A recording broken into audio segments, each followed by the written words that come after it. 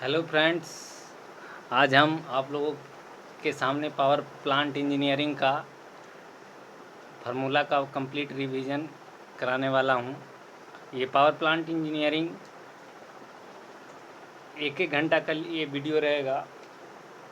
इसमें हम एक घंटा में जितना होगा रिवीजन फार्मूला उसका फार्मूला का हम क्विक रिवीजन देखेंगे इस नोट्स के साथ। और ये पावर प्लांट इंजीनियरिंग 3 घंटा का रिवीजन होगा।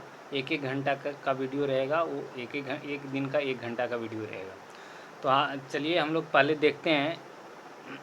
पावर प्लांट इंजीनियरिंग का पहला टॉपिक होता है, हम लोग इंजीनियरिंग में पढ़ते हैं। पावर प्लांट इंजीनियरिंग में फर्स्ट है ओपन साइकिल गैस टरबाइन। हम लोग के पावर प्लांट इंजीनियरिंग में पहला टॉपिक यही होता है, open cycle gas turbine. Open cycle gas turbine में क्या होता है कि हम लोग एग्जॉस्ट को डायरेक्टली एटमॉस्फेयर में रिलीज कर देते हैं और फ्रेश एयर कंप्रेसर के थ्रू हम लोग कंबसन चैम्बर में कंप्रेसर के थ्रू एयर को कंप्रेस करके कंबसन चैम्बर में भेजते हैं।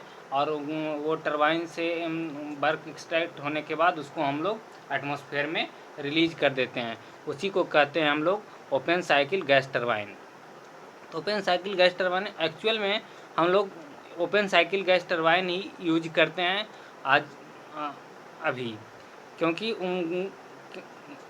डिसएडवांटेज होते हुए भी हम लोग ओपन साइकिल गैस टरबाइन ही यूज करते हैं। तो इसका हम लोग देखते हैं ओपन साइकिल गैस टरबाइन। तो यहाँ पे फ्रेंड्स ये फिगर है, air at the atmospheric pressure 1 पे एटमॉस्फेरिक प्रेशर 1 पोजीशन 1 पे एटमॉस्फेरिक एयर है जो कंप्रेसर में जाएगा। कंप्रेसर में ये एयर को कंप्रेस करेंगे हम लोग, और कंप्रेस होने के बाद ये कंबसन चैम्बर में जाएगा। और कंबसन चैम्बर में जाने के बाद ये एक गैस टरबाइन होता है, वो इसमें जाएगा। उससे हम लोग वर्क एक्सट्रैक्ट करेंगे और ये पोजीशन 4 से पोजीशन 4 यानी एटमॉस्फेयर में रिलीज हो जाएगा। ये कंप्रेसर और टरबाइन जो दोनों एक ही शाफ्ट से कनेक्टेड रहता है। जो सम वर्क एक्सट्रैक्ट जो वर्क एक्सट्रैक्ट होता है उसमें से सम वर्क कंप्रेसर को चलाने में चला जाता है, और सम वर्क से हम अपना पावर ट्रांसमिशन या फिर एयरक्राफ्ट में जो यूज है उसमें यूज करते हैं। तो पहला cycle open cycle gas turbine देखते हैं हम लोग। तो ओपन साइकिल में 1 से 2 में कंप्रेसर का हम लोग कंप्रेसर के थ्रू एयर को कंप्रेस करते हैं। तो फर्स्ट 1 से 2 प्रोसेस जो होता है आइसेंट्रोपिक कंप्रेशन होता है। जैसे कि हम बताएं, इसमें सिर्फ फार्मूला का रिवीजन करवाएंगे, एक डिटेल क्लास लेंगे तो उसमें हम पूरा इसका ब्रीफ बताएंगे, लेकिन ये फार्मूला रिवीजन है तो इसमें ज़्यादा हम समय नहीं लेंगे। 2 से 3 में कांस्टेंट प्रेशर हीट एडिशन होगा। 3 से 4 प्रोसेस जो होगा वो टरबाइन में होगा, वो आइसेंट्रोपिक एक्सपेंशन होगा। इसमें हम लोग एज्यूम कर लेते हैं कि ये मेरा जो टरबाइन है उससे कोई हीट रिलीज नहीं हो रहा है। उसी तरह से हम लोग कंप्रेसर में एज्यूम कर लेते हैं कि मेरा कंप्रेसर है जो कोई हीट रिलीज नहीं हो रहा है, वहाँ भी आइसेंट्रोपिक है। यानी लेकिन एक्चुअल में ऐसा होता नहीं है। तो तीनों प्रोसेस समझ गए। फिर अब इसका पीवी डायग्राम देखेंगे। तो पीवी डायग्राम पे हम लोग देखते हैं 1 से 2 में आइसेंट्रोपिक कंप्रेशन है तो ये कर्व होगा। फिर 2 से 3 में कांस्टेंट प्रेशर हीट एडिशन है तो ये कांस्टेंट प्रेशर हीट एडिशन। फिर 3 से 4 में ये जस्ट लाइक 3 से 4 में कांस्टेंट प्रेशर आइसेंट्रोपिक एक्सपेंशन है। और 1 से 4 प्रोसेस नहीं है, क्योंकि इसको हम लोग एटमॉस्फेयर में रिलीज कर देते हैं, फिर नया फ्रेश एयर एटमॉस्फेयर के थ्रू फिर 1 से हम लोग लेते हैं। अब दूसरा होता है, इसमें दूसरा साइकिल है क्लोज साइकिल। इसमें टीएस डायग्राम हम लोग देखते हैं। तो दो प्रोसेस है जो आइसेंट्रोपिक कंप्रेशन है, आइसेंट्रोपिक एक्सपेंशन। दोनों का जो 1 से 2 जो आइसेंट्रोपिक कंप्रेशन है टीएस डायग्राम में वो वर्टिकल लाइन होगा, और फिर कांस्टेंट प्रेशर हीट एडिशन है जो कर्व लाइन होगा, कर्व होगा। और फिर 3 से 4 प्रोसेस में ये वर्टिकल लाइन होगा। और हायर प्रेशर और लोअर प्रेशर के रेशियो को हम लोग प्रेशर रेशियो बोलते हैं, जिसको हम लोग आरपी से डिनोट करते हैं। तो R P equals to P H by P L, मतलब higher pressure divide by lower pressure. अब दूसरा देखते हैं इसमें, ओपन साइकिल गैस टरबाइन ये हो गया। अब दूसरा है इसमें close cycle gas turbine. Close cycle gas turbine r P equals to, इसमें भी प्रेशर रेशियो वही होगा, r P equals to r P equals to P h divide by p higher बटा पी लोअर। तो इसमें एक क्लोज साइकिल गैस टरबाइन में होता है क्या कि हम लोग बार बार उसी एयर को यूज करते हैं, बार उसी एग्जॉस्ट को हम लोग फिर कंप्रेसर में डालते हैं, फिर उसी को कंप्रेस करते हैं और फिर उस कंप्रेस एयर को कंबसन चैम्बर में भेजते हैं। कंप्रेशन चैम्बर में फिर जाता है, फिर टरबाइन मेरा वर्क एक्सट्रैक्ट कर लेता है, उसके बाद फिर इसी एयर को फिर हम लोग रिसर्कुलेट कर देते हैं कंप्रेसर में। तो बार बार एक ही एयर को हम लोग यूज करते हैं। तो इसका पी वी और टी एस डायग्राम ऊपर में जैसे ओपन साइकिल का बना था और सिर्फ वैसे ही बनेगा। इसमें हीट रिजेक्शन का जो प्रोसेस है वो दिखेगा। वहाँ पे हीट रिजेक्शन हम लोग एटमॉस्फेयर में करते थे, इसमें हीट रिजेक्शन हम लोग कांस्टेंट प्रेशर पे हीट रिजेक्शन करेंगे। तो पीवी डायग्राम आप लोग देखा, पी हाइयर और पी लोअर पे 1 से 2 प्रोसेस आइसेंट्रोपिक कंप्रेशन, 2 से 3 process heat addition constant pressure, 3 से 4 प्रोसेस आइसेंट्रोपिक एक्सपेंशन प्रोसेस जो टरबाइन में होगा, और 4 से 1 process constant pressure heat rejection process. फिर इसी को टीएस डायग्राम में हम फिगर बनाकर दिखाया गया है। टीएस डायग्राम में 1 से 2 आइसेंट्रोपिक कंप्रेशन, 2 से 3 कांस्टेंट प्रेशर हीट एडिशन, 3 से 4 कांस्टेंट आइसेंट्रोपिक एक्सपेंशन और 4 से 1 constant pressure heat rejection. Work ratio, back work ratio, इसमें टरबाइन में गैस टरबाइन में हम लोग या फिर गैस टरबाइन में एक आता है वर्क रेशियो। तो वर्क रेशियो वह रेशियो होता है जो हम लोग जिसमें हम लोग नेगेटिव वर्क को डिवाइड करते हैं पॉजिटिव वर्क से। तो नेगेटिव वर्क मेरा कहाँ होता है, नेगेटिव वर्क कहने का मतलब कि हम लोग जो वर्क देते हैं कंप्रेसर को नेगेटिव वर्क हो गया, जो वर्क हमें मिलता है टरबाइन से वो पॉजिटिव वर्क हो गया।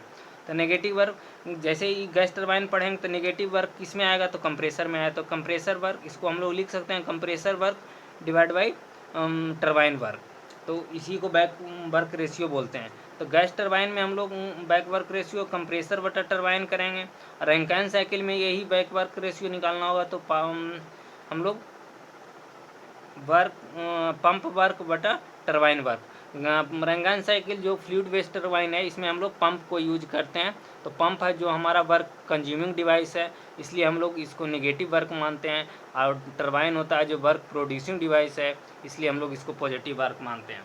तो गैस टरबाइन में बैक वर्क रेशियो 40% to 60% होता है, और रैंकाइन साइकिल में बैक वर्क रेशियो 98% to 99% होता है।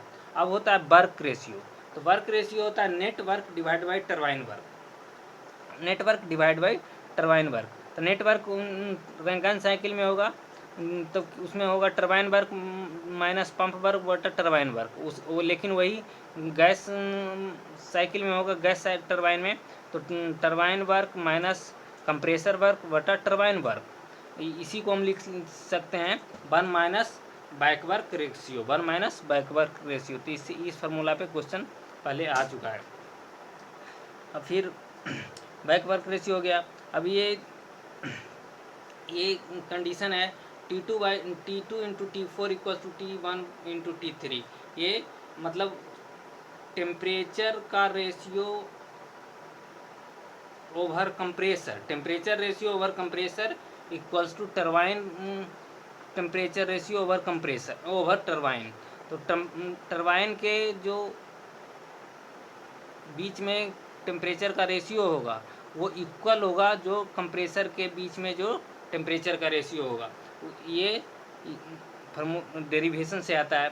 फिर efficiency of Bernoulli cycle, back जो हम लोग पढ़ते हैं क्लोज साइकिल, इसी को बर्नौली साइकिल भी बोलते हैं, ब्रेटन साइकिल भी बोलते हैं। तो ब्रेटन साइकिल का एफिशिएंसी इससे आया 1 माइनस T1 बटा T2, 1 माइनस T1 बटा T2। T1 है मेरा जो इनिशियल जहाँ से हम लोग एटमॉस्फेरिक के लिए लेंगे वो, और T2 है मेरा कंप्रेस्ड एयर जहाँ से रिलीज होगा।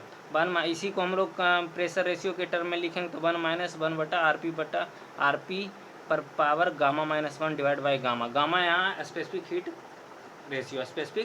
Heat ratio, gamma equal to होता है CP -CV/CV। अब अगर ऑप्टिमम केस में बोलेगा तो अभी ऑप्टिमम नहीं। Efficiency of A Bernoulli cycle is a function of pressure ratio and index gamma. Efficiency, अब इसका हम लोग इफिशियंसी और प्रेशर रेशियो के बीच रिलेशन देखेंगे और इसमें ग्राफ खींचने का कोशिश करते हैं। तो ये एक इफिशियंसी वर्टिकल एक्सिस पे, आरपी इस पे, तो आरपी हम लोग हॉरिजॉन्टल एक्सिस पे रखते हैं, एक्स एक्सिस पे रखते हैं।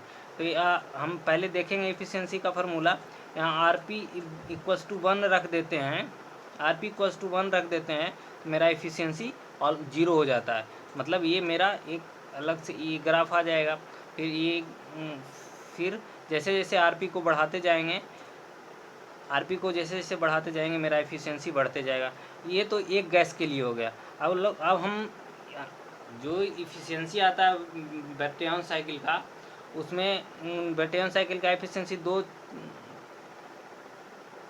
क्वांटिटी पे डिपेंड करता है, एक आरपी प्रेशर रेशियो पे या दूसरा गामा पे। तो एक बार हम लोग प्रेशर को वेरिएशन देख लिया, अब हम लोग गामा भी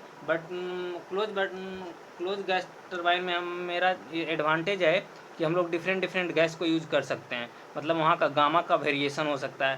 तो अगर गामा बढ़ाएंगे तो मेरा एफिशिएंसी बढ़ेगा, और गामा धीरे धीरे कम करते जाएंगे तो एफिशिएंसी घटते जाएगा। एक रिलेशन आया, आरपी को बढ़ाने पे एफिशिएंसी बढ़ता है, फिर आरपी इक्वल्स टू 1 कर देंगे तो एफिशिएंसी 0 हो जाएगा, और फिर गामा बढ़ाएंगे तब भी एफिशिएंसी बढ़ेगा, जो दूसरा वाला ग्राफ में दिखाया गया है। फिर effect of the pressure ratio on the work output and efficiency. अब हम लोग का जैसे जैसे इसका डेवलपमेंट होते गया तो हम लोग ने जैसे जैसे इसका डेवलपमेंट होते गया तो इसका हम लोग इफिशियंसी बढ़ाने के लिए सोचे। तो इफिशियंसी हम लोग कहाँ तक बढ़ा सकते हैं? इफिशियंसी हम लोग मटेरियल मेरा कितना टेम्परेचर सह सकता है, पहले टेम्परेचर देखेंगे। मटेरियल मेरा मेटलर्जिकल एक लिमिट होता है, कोई भी मटेरियल का एक लिमिट होता है टेम्परेचर को कैरी करने का। उससे ज़्यादा अगर टेम्परेचर बढ़ा देंगे तो पता चला कि कम टेम्परेचर बढ़ाते वो उतना टेम्परेचर पे टरबाइन ही नहीं सह पाया, वो जैसे ही टरबाइन में वो जाएगा वो टरबाइन को मेल्ट करके बाहर निकाल देगा। तो इसलिए हम लोग टेम्परेचर को ध्यान में रखेंगे कि उसी के अकॉर्डिंग हम लोग इफिशियंसी को बढ़ाएंगे। ये नहीं कि ऐसा ना हो कि हम टेम्परेचर बढ़ाने की फिर इफिशियंसी बढ़ाने के चक्कर में हम लोग इतना टेम्परेचर कर दे कि जैसे ही उसको हम लोग टरबाइन में डाले तो टरबाइन पता चला मेल्ट होके बाहर आ गया, उससे वर्क एक्सट्रैक्ट होने के बदले मेरा टरबाइन ही पूरा मेल्ट हो गया। तो इसको ध्यान में रखना है। There is a maximum limit of 30-100 degree Celsius impose due to the metallurgical limit. हमारा जो अभी तक जो का डेवलपमेंट है हम लोग वैसा उतना ही मटेरियल, उस तरह का मटेरियल बनाया जो 1300 केल्विन ही टेम्परेचर सह सकता है, झेल सकता है। 1300 से एक्सीड करेगा टेम्परेचर, मेरा पूरा टरबाइन ब्लेड मेल्ट होके बाहर आ जाएगा। इसलिए हम लोग को टेम्परेचर को ध्यान में रखना है कि कितना बढ़ाना है। With increase the pressure ratio the efficiency of increase. हम लोग प्रेशर रेशियो बढ़ाते जाएंगे तो इफिशियंसी इंक्रीज करेगा। बट यहाँ दिख रहा है फिगर में कि मेरा वर्क आउटपुट है जो घटते जा रहा है। जैसे जो पीवी डायग्राम में क्या होता है, टीएस डायग्राम में क्या होता है, जो क्लोज एरिया होता है वो वर्क देता है, और जो पूरा जो इस कर्व के अराउंड जो रहेगा एरिया वो पूरा हीट सप्लाई देता है। तो ये मेरा यहाँ से दिख रहा है कि हम प्रेशर बढ़ाते जा रहे हैं तो मेरा वर्क आउटपुट घटते जा रहा है, तो और हीट रिजेक्शन भी वर्क आउटपुट घटते जा रहा है। तो मेरा वर्क आउटपुट घटते जाएगा तो ये तो मेरा अचीवमेंट नहीं है कि हमारा मेन पर्पस क्या है कि वर्क आउटपुट टरबाइन का बढ़ाना। लेकिन यहाँ तो इफिशियंसी बढ़ा लेकिन वर्क आउटपुट घटते चला गया, और एक लिमिट से ज़्यादा हम लोग टेम्परेचर भी नहीं बढ़ा सकते। तो उसी में ऑप्टिमम कंडीशन हम लोग निकाले। जैसे इसमें दिखाया गया है 1 2 3 4 1, ये है एक नॉर्मल साइकिल जो ए है।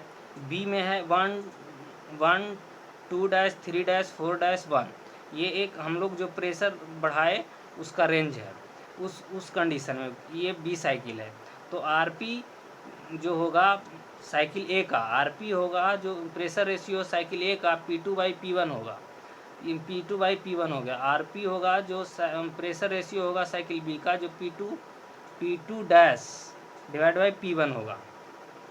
यहाँ RP B greater than RP A होगा, और इफिशियंसी आर बी का आर ए से ज़्यादा होगा। तो पावर आउटपुट क्या होगा इस कंडीशन में, net power equals to mass flow rate into work net. तो यहाँ पे क्या होगा, मास फ्लो रेट हम लोग अगर बढ़ाते हैं तो वर्क नेट हम लोग को वर्क नेट घट जाएगा। तो वर्क नेट ए का ग्रेटर होगा वर्क नेट बी से, लेकिन मास फ्लो रेट हमारा यहाँ मास फ्लो रेट जैसे यहाँ इफिशियंसी बढ़ रहा था, लेकिन यहाँ पे मास फ्लो रेट बढ़ाना पड़ा। अगर मास फ्लो रेट बढ़ाना पड़ गया तो मेरा सबसे बड़ा इम्पैक्ट होगा कंप्रेसर का साइज़ बढ़ाना पड़ेगा। और कंप्रेसर का साइज़ बढ़ाना मतलब एयरक्राफ्ट, जितना हम एयरक्राफ्ट डिज़ाइन करते हैं तो मोस्टली हम लोग चाहते हैं कि वो जितना कम वेट का हो उतना बढ़िया होगा। लेकिन यहाँ हमको दिख रहा है कि कंप्रेसर का साइज़ बढ़ जाएगा, जिससे उसको लिफ्ट करवाना फिर उतना ही मुश्किल होगा। तो यहाँ पे मास फ्लो रेट बढ़ जा रहा है, लेकिन नेटवर्क तो ए का ज़्यादा है, लेकिन इफिशियंसी ए का फिर कम है। उसी के अकॉर्डिंग हम लोग एक ऑप्टिमम कंडीशन पे, कि हम लोग कंप्रेसर को, हम लोग टरबाइन को ऑप्टिमम कंडीशन मेरा क्या है, वो फार्मूला के डेरिवेशन से आया कि T4 equals to T2 equals to √T1 into T3। अगर इतना पे हमारा मैक्सिमम वर्क मिलेगा, इस कंडीशन पे हम लोग का मैक्सिमम वर्क मिलेगा। अब वर्क मैक्सिमम कितना होगा, CP into TH minus T lower TL का whole square, CP into √T higher minus √T lower का होल स्क्वायर। ये मैक्सिमम कंडीशन में ऑप्टिमम वर्क है। ऑप्टिमम प्रेशर रेशियो पे maximum work, optimum pressure ratio पे ये कंडीशन आया derivation करने से, और मैक्सिमा मिनिमा एक बार डिफ्रेंशिएट करके उसको जीरो करने से ये कंडीशन आया है। और प्रेशर रेशियो क्या होगा, T max by T mean to the power gamma divide by 2 into gamma minus 1, इसी को बोलते हैं आरपी ऑप्टिमम, यानी ऑप्टिमम प्रेशर रेशियो। और ये ऑप्टिमम प्रेशर रेशियो और मैक्सिमम प्रेशर रेशियो में रिलेशन था। ये है ऑप्टिमम प्रेशर रेशियो और मैक्सिमम प्रेशर रेशियो में रिलेशन। और मैक्सिमम प्रेशर रेशियो जो होता है ऑप्टिमम प्रेशर रेशियो का स्क्वायर होता है।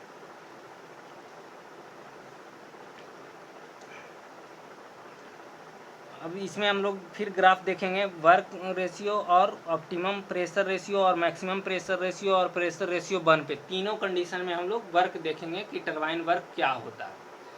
तो इफिशियंसी का फार्मूला क्या होता है, 1 माइनस 1 बटा गामा पर आरपी पर power gamma minus 1 divide by gamma. तो आरपी अगर इक्वल्स टू 1 रख देते हैं तो इफिशियंसी तो जीरो हो जाएगा, इफिशियंसी जीरो हो जाएगा और नेटवर्क भी जीरो रहेगा। यहाँ पे net work zero. RP equals to RP max tends to W net zero. तो ये हमको टरबाइन कहाँ पे चलाना है, तो ऑप्टिमम प्रेशर रेशियो पे मैक्सिमम आउटपुट मिलेगा, हम टरबाइन को यहाँ पे रन करवा सकते हैं। Isentropic efficiency of the compressor, isentropic efficiency में हम लोग हमेशा लोअर माइनस हायर, लोअर को हायर से डिवाइड करेंगे, लोअर को हायर से डिवाइड करेंगे।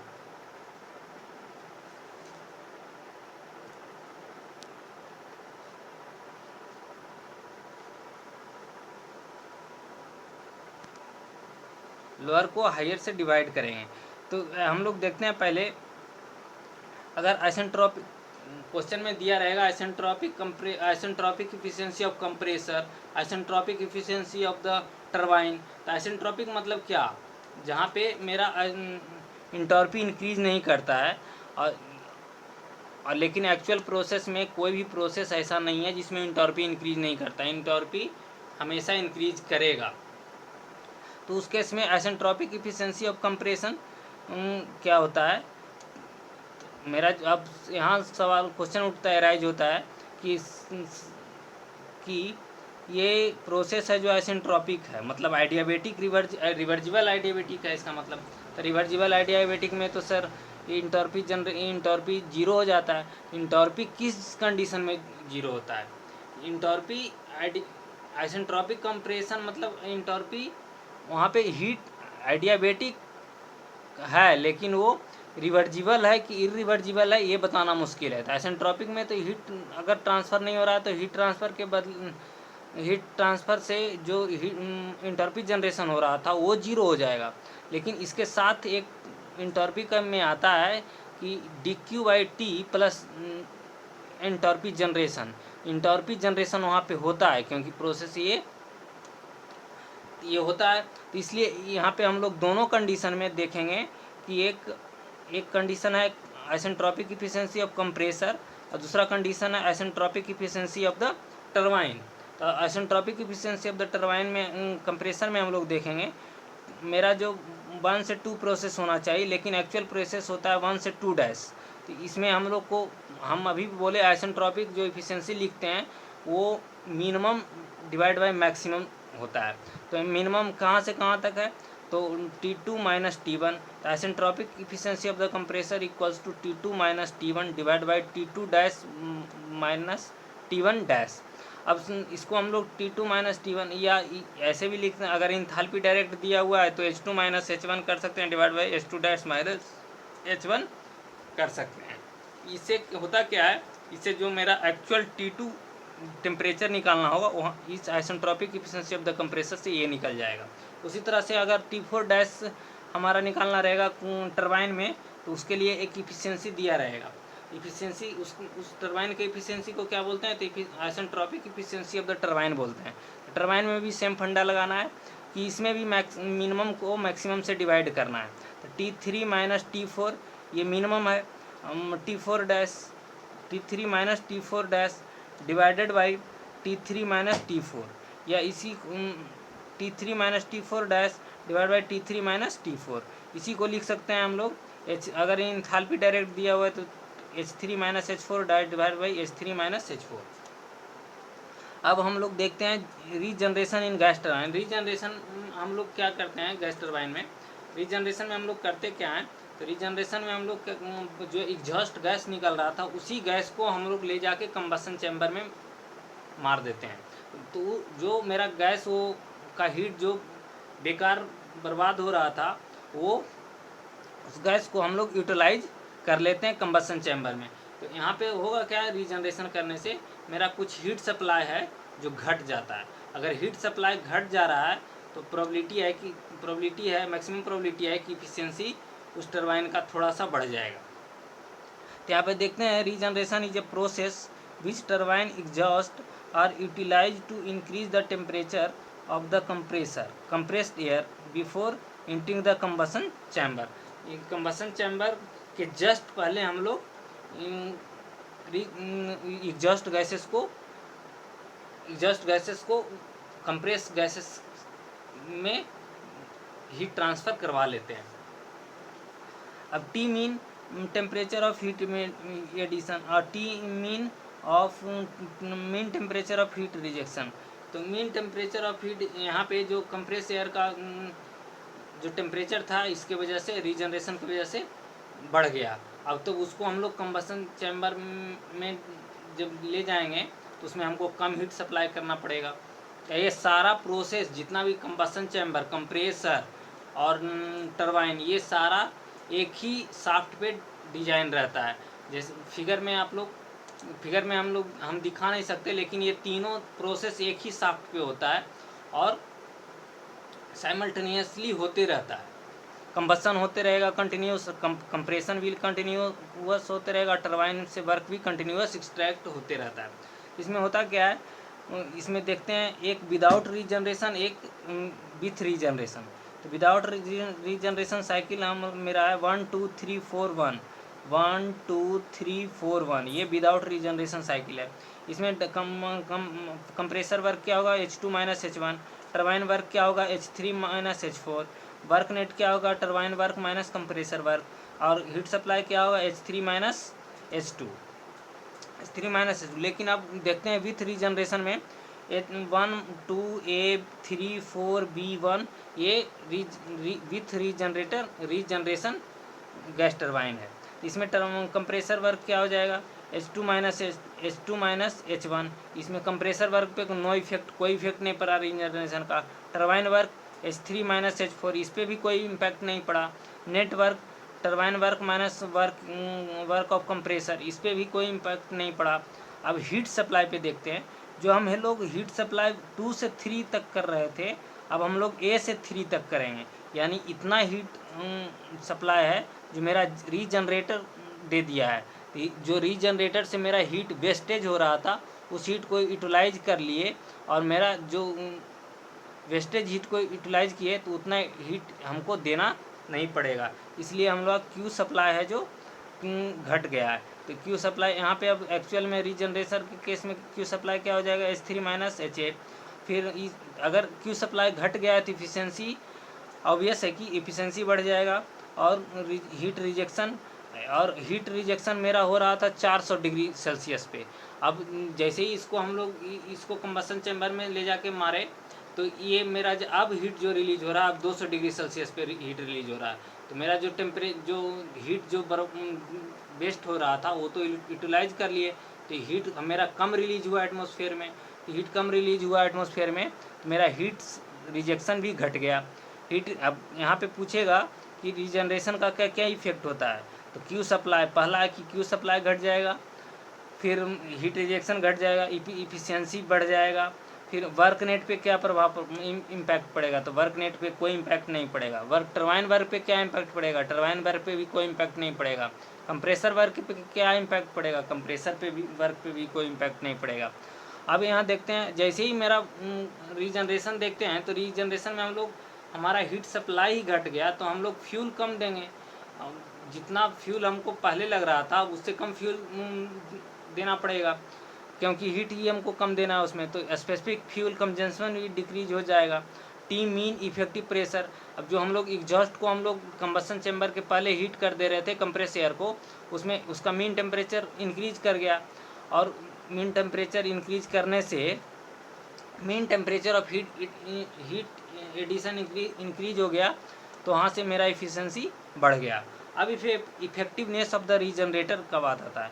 इफेक्टिवनेस हम लोग उसको बोलते हैं कितना हम लोग मैक्सिमम अचीव कर सकते थे और कितना मैक्सिमम हम लोग अचीव किए।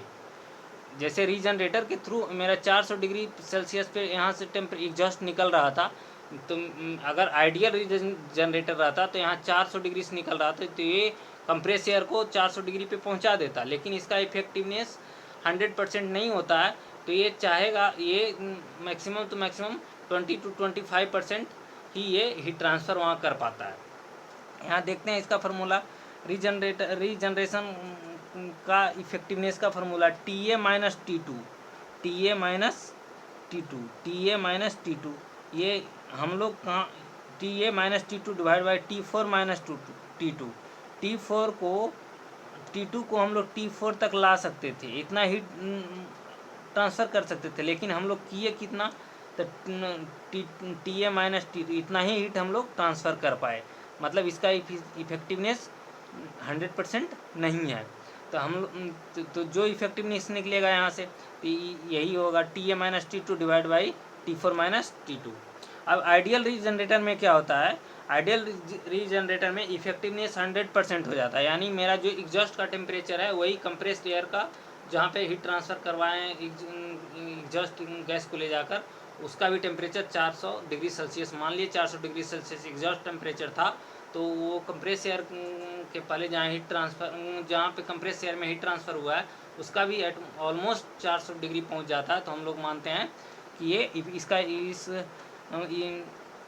रीजनरेटर का इफेक्टिवनेस 100% है।